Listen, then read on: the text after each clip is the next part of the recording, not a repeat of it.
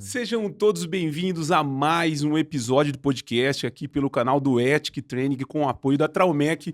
Hoje estou recebendo dois grandes nomes da especialidade para um podcast especial, falar de um curso que o Ethic Training Educação Continuada vem trazendo diversos cursos dentro da especialidade bucomaxilofacial, e hoje eu estou com dois mestres da especialidade, professor Dr. Roberto Piteri e professor Dr. Marcos Pita. Uma honra poder recebê-los aqui no podcast e falar desse curso que vai acontecer agora no mês de julho, né, que é o Cadaver Lab Cirurgia Ortognática e Prótese de ATM do planejamento à execução. Professor Dr. Roberto Piteri, um prazer imenso recebê-lo e poder falar um pouquinho desse curso. Prazer é todo meu. Queria agradecer a oportunidade, né, principalmente a Traumec, que a gente vê que é uma fábrica que investe na educação continuada e, como a gente estava conversando aqui um pouquinho antes, é o caminho mais completo do cirurgião antes de colocar a mão no paciente, fazer os cursos, e esse é o curso mais realístico que a gente tem. Então, queria agradecer muito, eu estou muito feliz de estar aqui com o meu mentor, meu professor, quem me formou. Então, espero que seja bem proveitoso aí para todos nós. Professor Dr. Marcos Pita, uma honra mais uma vez poder falar contigo. Prazer, Ismael, poder sempre falar, muito bom. Poder falar desse curso, cara, que assim, reunir dois nomes da especialidade com grande experiência e poder trazer conteúdo de qualidade para esses alunos que acompanham o Ethic Training e poder falar desse curso que é inovador também, né? A gente pensa no seguinte, o Beto, nós trabalhamos junto há muitos anos, né? A dinâmica da formação do aluno é importante. A gente sempre discute isso. Como é que nós vamos formar bem o aluno, né? Porque ensinar... Às vezes o residente faz uma boa residência, mas esses casos são casos extremamente complexos. Eu acho que é o grau mais complexo de cirurgia na nossa especialidade, né? Um dos mais, né? Da cirurgia ortognática, dizendo. Então, a dinâmica do curso é importante porque do planejamento até você executar um caso desse simultaneamente, a cirurgia ortognática com a cirurgia da ATM, não só a prótese, como a discopexia também, que vai ser abordada no curso, você pode se perder no meio do caminho em inúmeras estações, ou inúmeras etapas. Então, é importante que a gente fale do planejamento, desde como posicionar a cabeça, da indicação, como planejar, como manejar o software, porque o que a gente vê, terceirizar muito o planejamento, né? E o cirurgião às vezes perde o controle de algumas coisas que são importantes no resultado, né? E isso a gente já faz há bastante tempo, né, Beto? Sim. Então é importante a gente passar isso para os alunos, né? Para mim, é o padrão ouro da formação do cirurgião, é o curso Cadaver Lab, né? Onde ele vai pôr a mão, tutoriado por cirurgiões que têm experiência. A gente faz isso muito juntos, né? E o Beto, nós fizemos uma cirurgia 3 semanas atrás, de uma prótese de estoque, que a gente praticamente customizou para a cirurgia, né, Beto? Sim. A gente conversando sobre prótese, isso que é legal que a gente vai abordar no curso, toda a parte teórica, né? Desde o diagnóstico, as indicações, porque quando a gente fala de cirurgia de ATM, é um tema muito controverso. Então, não existe o consenso para etiologia, não existe consenso para tratamento. O mais importante é um correto diagnóstico, porque você, às vezes, não indicar uma prótese, você com certeza vai fadar o paciente a um processo futuro para a colocação, né? Igual teve casos que a gente já discutiu e viu nesses núcleos que tem nos hospitais, em casos complexos, que a prótese ela é igual o Pita fala, né? Não é o último caso, é o melhor caso. E pacientes também que, se for indicado de maneira errada, é um caso que o paciente vai ser mutilado e teria outras opções de tratamento antes. Então, isso a gente vai abordar muito no curso. Também a questão do planejamento, igual o Pita falou, né? A gente vai falar muito sobre as próteses de estoque, que são as próteses de prateleira, né? PMG, e as próteses customizadas, as vantagens, as desvantagens. Até as dificuldades frente às operadoras, a gente conseguir esse tipo de procedimento. Mas o que a gente faz, essa prótese que o Pita conversou, era um paciente que ele tinha previamente tido uma fratura de mandíbula, onde ele teve um aumento do perímetro da mandíbula, então os côndilos ficaram lateralizados em relação à fossa, e não foi feita aquela pressão bigoníaca para reduzir a fratura. Então, era uma cirurgia e teve um processo de anquilose. Então, para você colocar uma prótese de estoque, nesses casos, como que a gente faz se a fossa ela estava por medial em relação aos côndilos, né?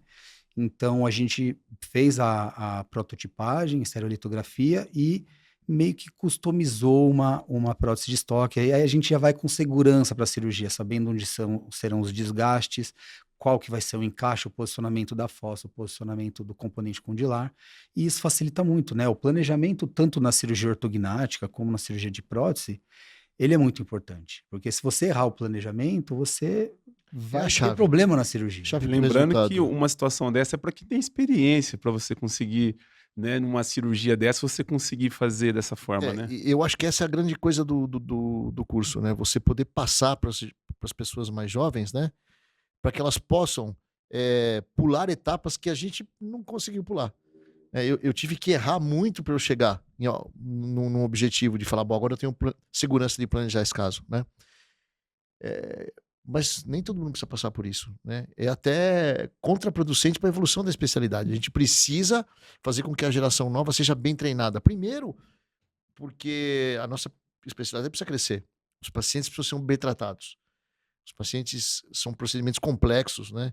Que, quando mal executados, trazem sequelas incríveis, né? Os pacientes sofrem demais. Então, a gente precisa realmente... E eu acho que esse é o grande mérito da Traumec e do ETIC. É investir pesadamente na educação médica continuada, né, Ismael? Isso é muito importante, né? Então, é uma coisa que a gente gosta muito e a gente tem bastante experiência. Acho que a gente tem bastante coisa boa para passar para as pessoas, né? Doutor Roberto Pitério, eu queria que você falasse sobre a formação do aluno hoje na especialidade, né? Hoje a gente vê que o cirurgião bucomaxilofacial, ele tem alternativas de fazer tanto uma especialização ou fazer a residência, né?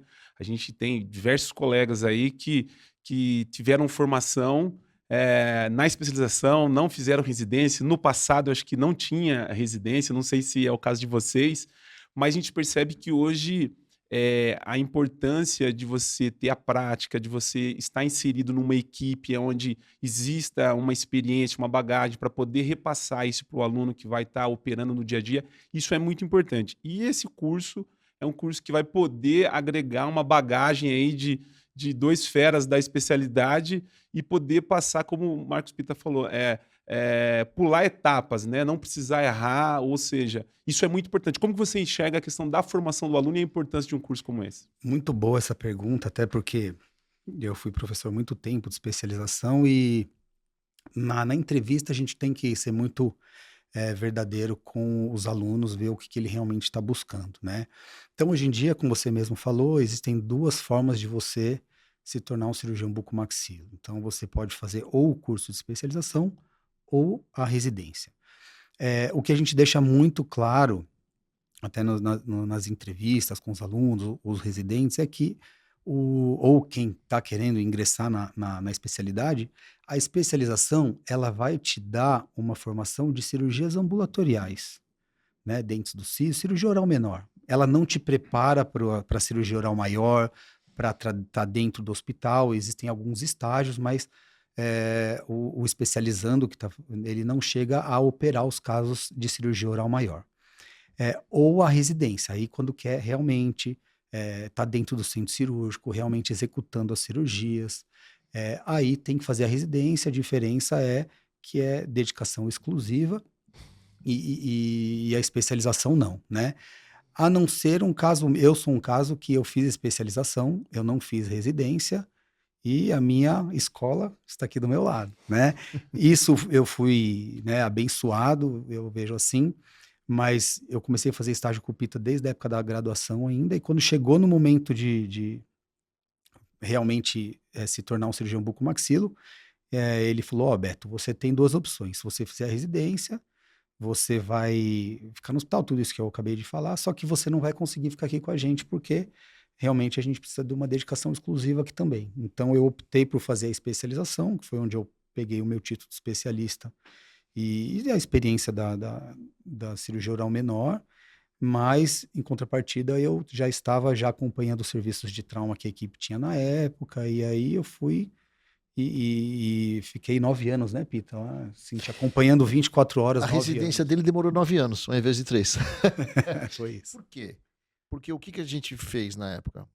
O nosso serviço lá era absolutamente, a grande maioria, é, implantes e enxertos, 10%, 90% cirurgia ortognática e cirurgia da TM. Que é exceção, não é uma realidade dentro das residências isso. Sim. Na sua... Exatamente. Era algo diferente, né? Dentro da Exatamente. sua... Sim. Só que você não pode formar um cirurgião com um braço mais curto que o outro. Não é que nem dizia o professor Valdir Antônio Jorge. Não pode formar um cirurgião com um braço mais curto que o outro. Falei, Beto, agora você vai passar 6 meses aqui, ó, nesse cara que só faz trauma. E vai para lá. Agora você vai passar tanto tempo com esse cara aqui. Então a gente foi cuidando disso, para que ele pudesse ter uma formação, né, interessante. Mas hoje em dia, eu acredito que para aquela pessoa que não está ligada a uma equipe grande, ou aquela pessoa que fala assim, eu quero começar a fazer cirurgia, não existe outro caminho a não ser a residência, né? Para mim é muito claro isso, né? Hoje em dia não existe outro caminho. Por quê? Porque o aluno, o residente, ele está exposto todo dia, o dia inteiro, à especialidade, como é o médico, que vai fazer cirurgia geral, que vai fazer otorrinolaringologia. Ele precisa estar exposto todo dia à especialidade, né? Todo dia, de manhã até a noite, e respirar isso por 3 anos, no mínimo. Então, eu acho que esse é o modelo ideal, né? Existem exceções. Se não houver alguém que apadrinhar cirurgicamente o aluno da especialização, ele não vai ter o contato e a vivência do hospital. Não adianta. Não adianta o cara... Assim, se quiser fazer especialização para estar no hospital, não vai dar certo. Se não tiver um às vezes a pessoa vem, mas assim, eu quero fazer cirurgia, mas eu não tenho tempo, porque eu preciso trabalhar. Então não faça cirurgia. A cirurgia é dedicação exclusiva, né? É residência. Eu quero ser cirurgião bucomaxilofacial. Você só vai ser cirurgião bucomaxilofacial de verdade se você fizer residência. Porque você vai abranger na residência o escopo da nossa especialidade, né? Cirurgia ortognática, patologias, traumas, urgências, o convívio com os colegas médicos, a preparação do paciente. Assim, a nossa especialidade é uma especialidade um pouquinho diferente das outras especialidades odontológicas, né? E esse modelo de você ir uma vez por semana ou ficar uma semana não funciona. É dedicação exclusiva, né? Professor Pita, quando você começou a sua formação lá como aluno, no Brasil, um curso como esse que você está propondo aqui, tinha na época? Não, começou faz muito pouco tempo isso, né? Eu estou formado há 36 anos. Na minha época não tinha nada. Você sabe como que quando a gente estava na época no hospital universitário, a gente operava na técnica cirúrgica da Faculdade de Medicina da USP Cachorro, né?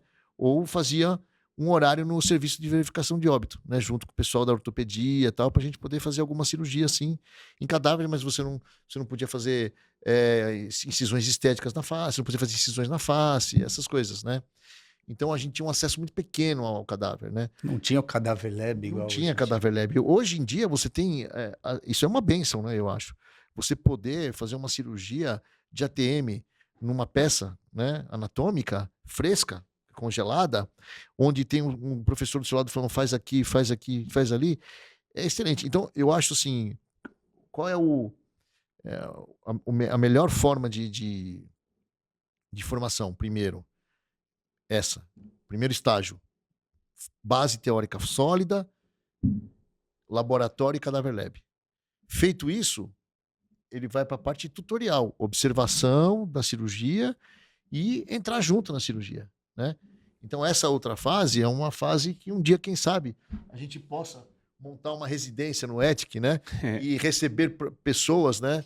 Para poder treinar com a gente, né? E entrar junto na cirurgia porque aí seria o ideal, né? Assim, o Beto, antes de ele operar um paciente, ele ficou 10 anos em todos os processos. Ele aprendeu primeiro como preparar o paciente. Quanto tempo demorou para a tua análise facial bater com a minha? 3 anos. 3 anos. Ele fazia a análise facial dele e eu fazia a minha. E aí a gente via as diferenças. Você falava, mas como é que ele está enxergando essas coisas? 3 anos demorou. Mas assim, não tem que ter pressa. A formação demora. Hoje as gerações mais novas são muito imediatistas. Eles querem ter antes de conquistar, né?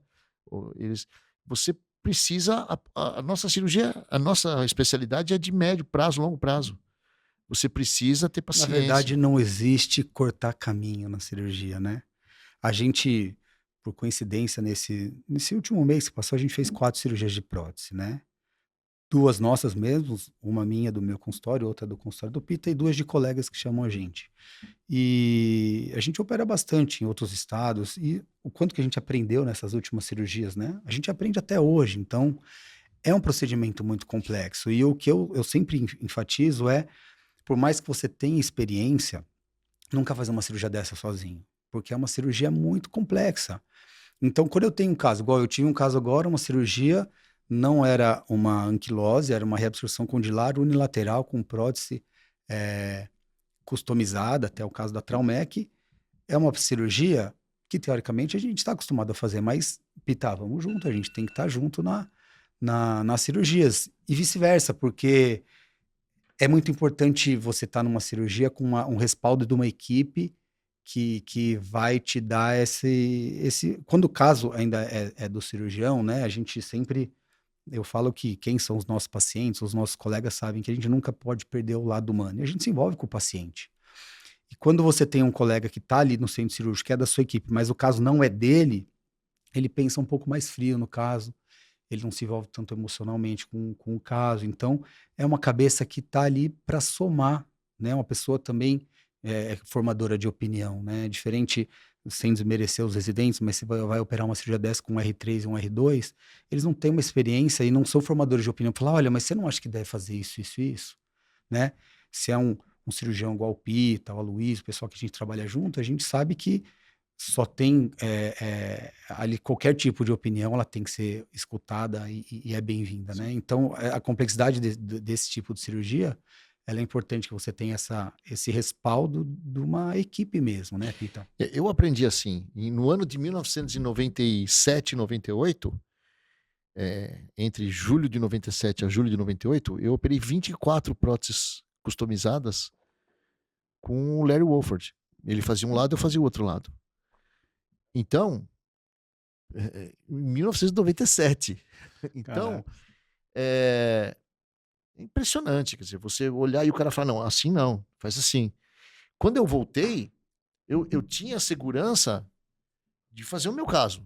Então, quando eu comecei a fazer aqui, não tinha ninguém para me ajudar. Não tinha ninguém para me ajudar.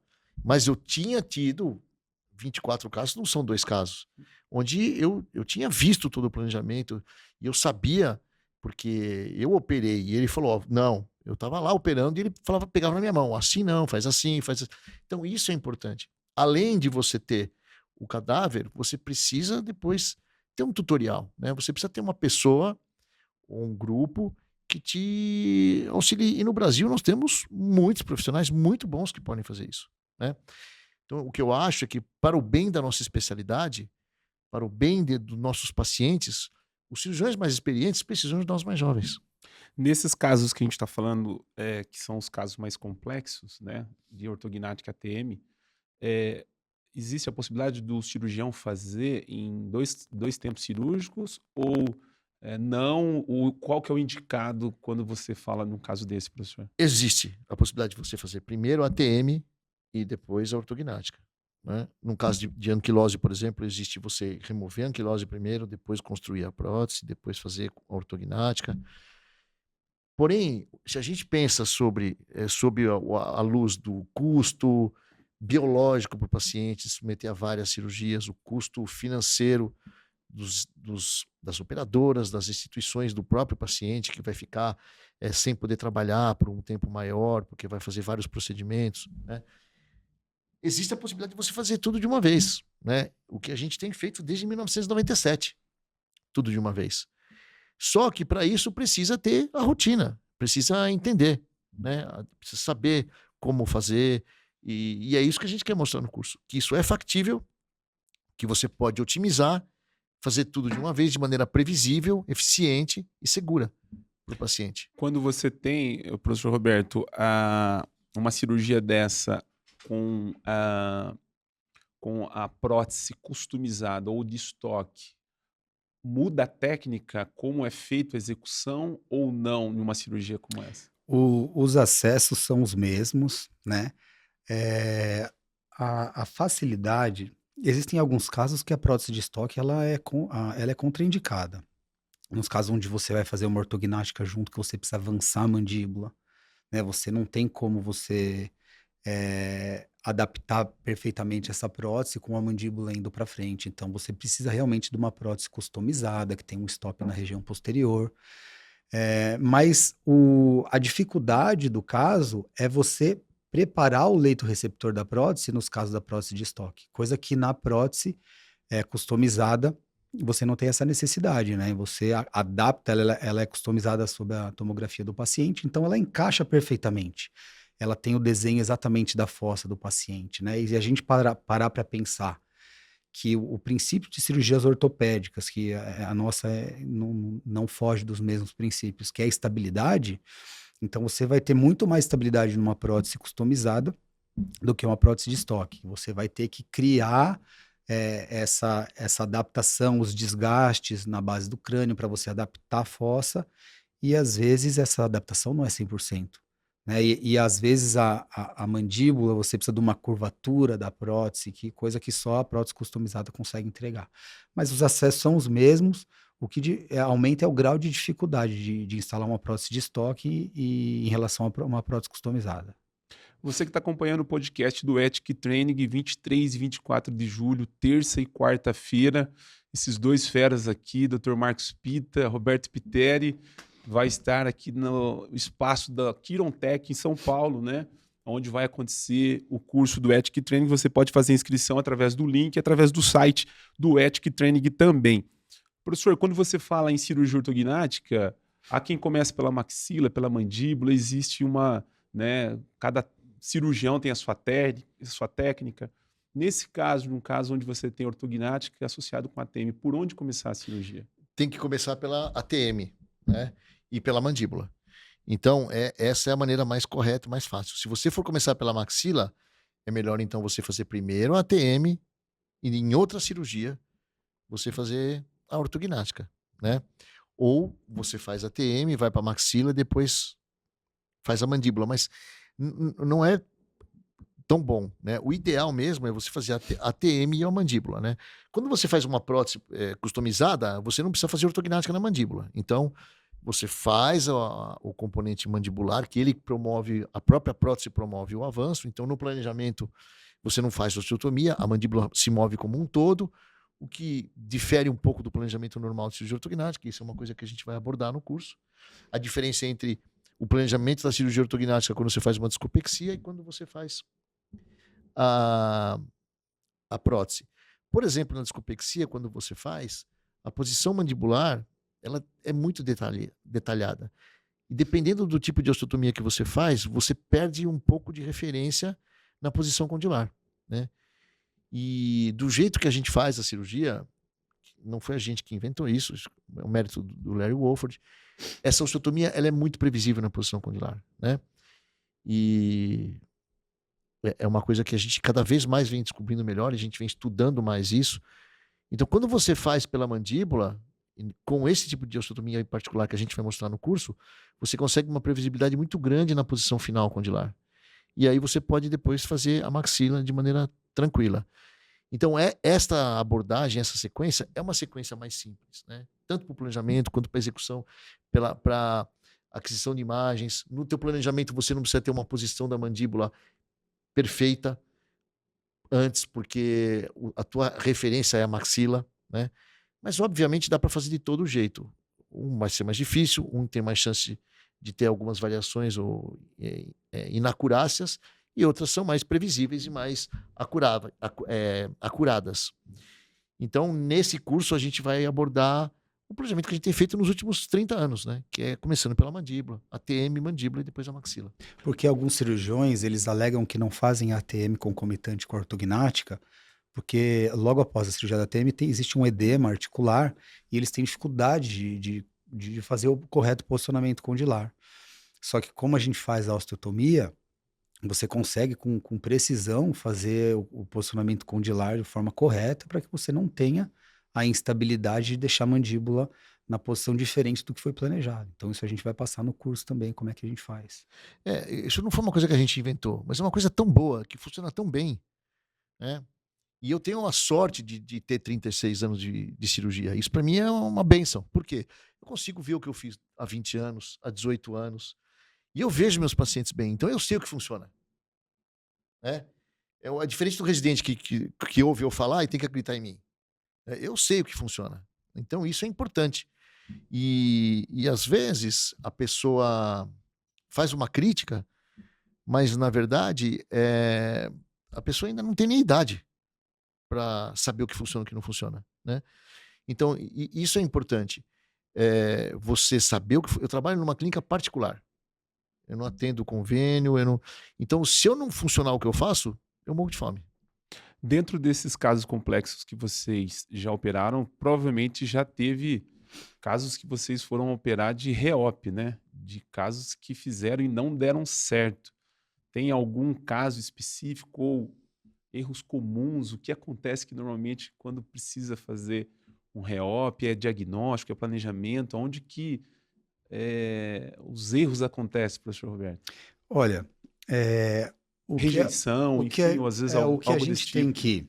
tem que sempre pensar, e é isso que eu enfatizo sempre para os pacientes.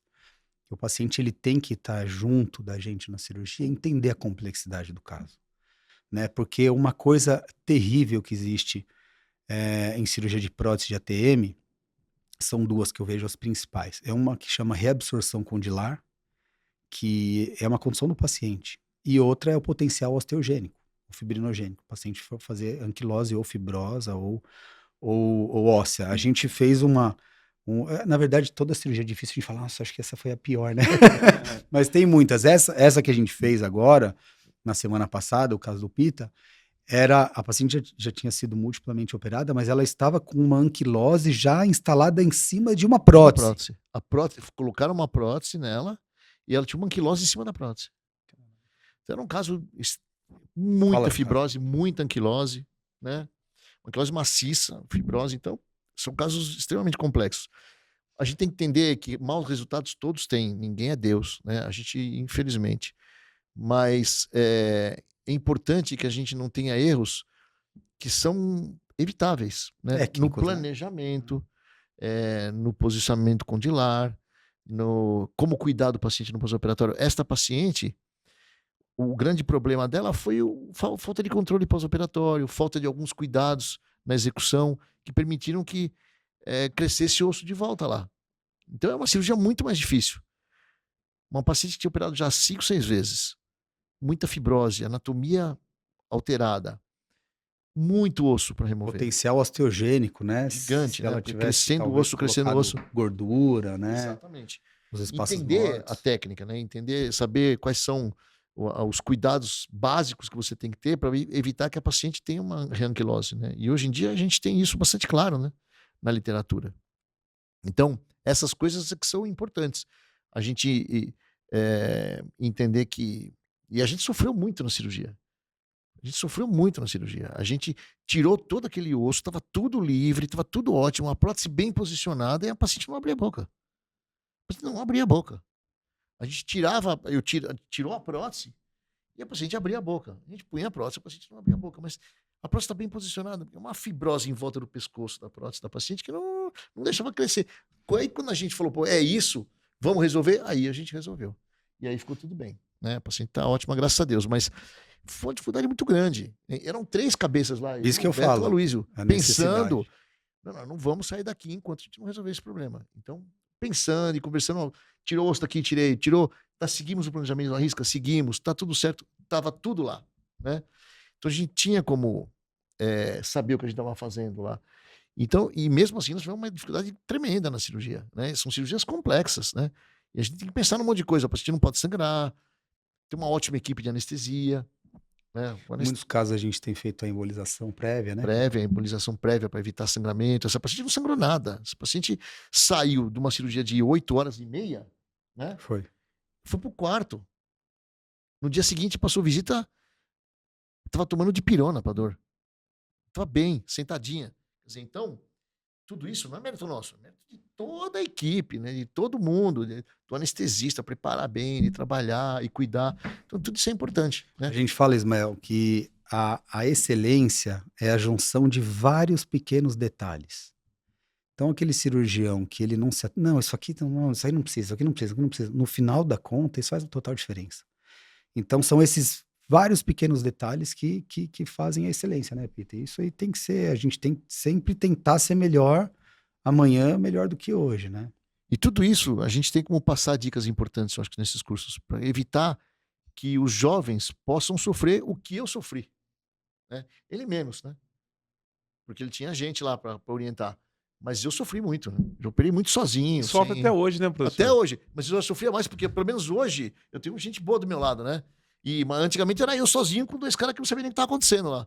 Então, tem É que... difícil. Pô, Professor Roberto, eu queria que você falasse sobre o planejamento, que é importante. A gente sabe que dentro da execução da cirurgia, o planejamento, né? O diagnóstico, obviamente, Tá. que começa no diagnóstico, mas o planejamento, principalmente, que vai ser passado dentro do curso Tá, também. isso. A partir do momento que você já fechou o diagnóstico, que esse caso vai para a cirurgia, e como a gente vai dar um curso completo de cirurgia ortognática com ATM, até o início da cirurgia pela mandíbula é muito melhor, porque você não precisa fazer o paciente fazer uma aquisição com os côndilos em relação cêntrica, aquele guia de mordida, e a gente acredita que a relação cêntrica do paciente acordado em tomografia, ela nunca é a mesma em relação ao momento da sala de cirúrgica, onde o paciente tem um alto grau de relaxamento muscular, está sob decúbito dorsal, então isso influencia. Então, quando você começa a cirurgia pela mandíbula, você já elimina essa parte difícil do planejamento.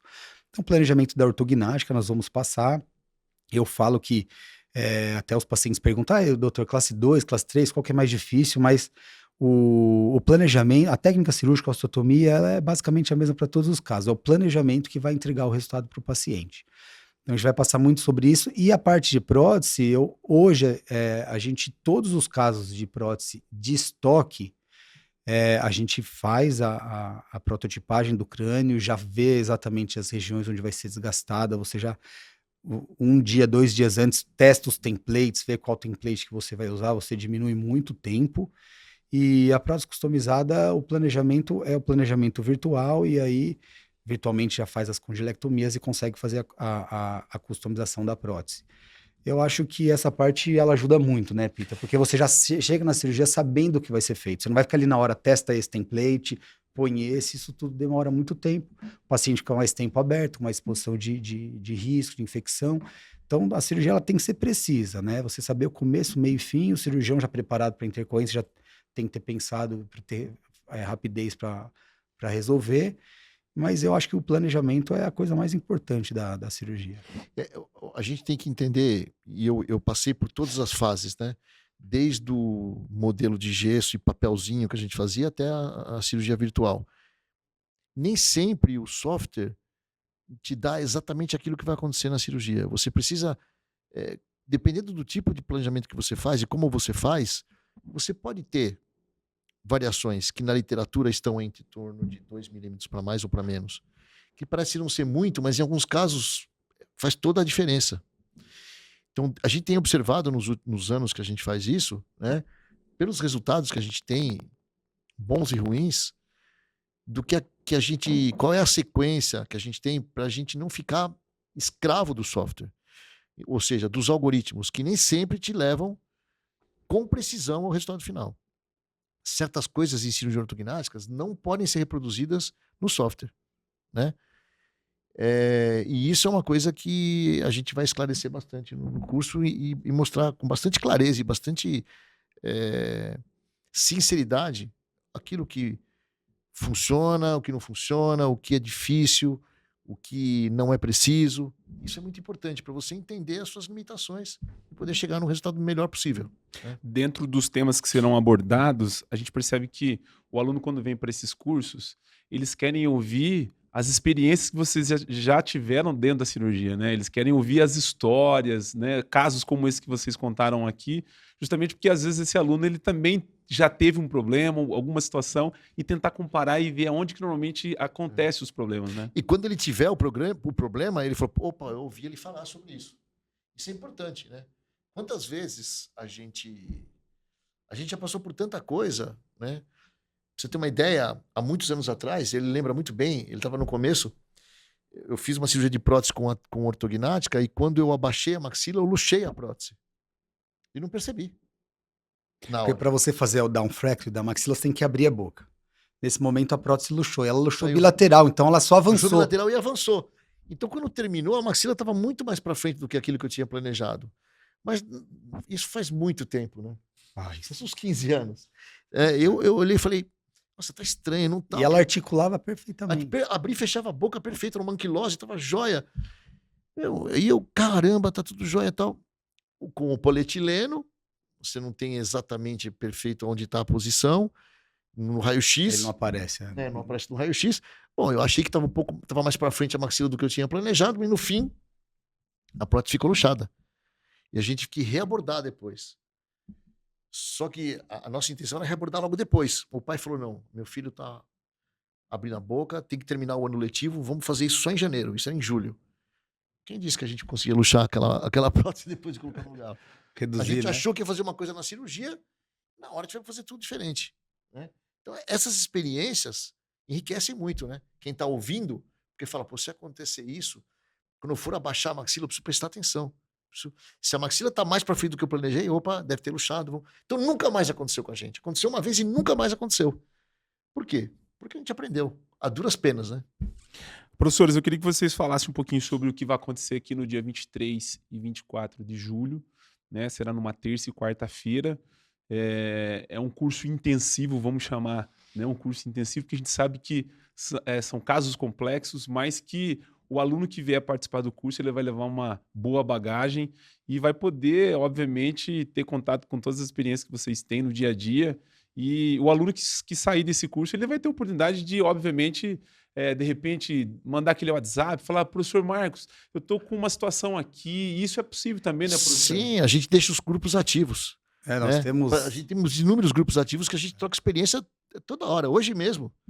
O aluno, às vezes, ele vem com um caso, ele já tem algo lá parecido, ele vai operar daqui a um tempo e, obviamente, ele vai precisar desse suporte. Hoje mesmo, um colega nosso do Rio Grande do Sul, que fez vários cursos com a gente, mandou 2 casos para a gente discutir. Isso é super normal e é super bacana. É legal porque tem vários alunos no curso, então todo mundo vê e tem a possibilidade de todo mundo aprender no grupo. De dar opinião, é sempre enriquecedor para todos, né? Então, vai ser um dia inteiro de teoria, onde a gente vai abordar todos os aspectos de planejamento virtual, estabilidade, planejamento, análise facial e tudo bem detalhado, né?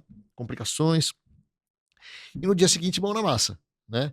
Discopexia, aí depois cirurgia ortognática, junto com a ATM, né? Discopexia, cirurgia ortognática e depois a colocação das próteses, né? A instalação das próteses, acessos e tudo associado à cirurgia ortognática. Então, acho que vai ser um curso bastante proveitoso. A gente sempre faz curso com 12 alunos, porque a gente tem uma equipe, né? E a gente quer ficar muito próximo do aluno. Não, fazer um curso com 20, 22 alunos não é proveitoso. A gente realmente quer ficar em cima para dar essa assistência, qualidade para o aluno. Tá? A gente sempre com um professor na bancada ali auxiliando.